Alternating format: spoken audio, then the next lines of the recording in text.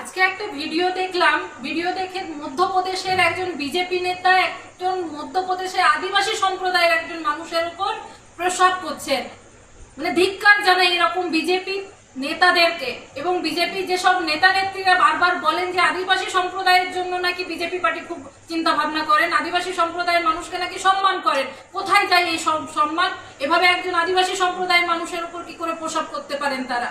আমরা আগেও দেখেছি বিরোধী দলনেতা শুভেন্দু অধিকারী আমাকে এবং দেবনাথ হাসদাকে পায়ের তলায় জুতোর নিচে রাখার কথা বলেছেন, তারপরেও কিন্তু বিজেপির পার্টির তরফ থেকে কোনো রকম অ্যাকশন নেওয়া হয় না। এটা হচ্ছে বিজেপির আদিবাসী প্রেম।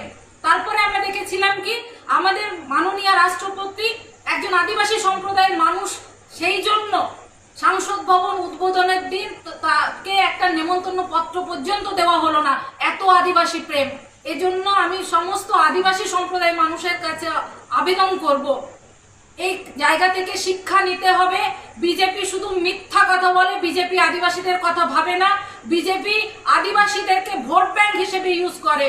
ইমিডিয়েট বিজেপি পার্টিকে প্রত্যাখ্যান করার আহ্বান জানাই একজন আদিবাসী সম্প্রদায়ের মানুষ হিসেবে।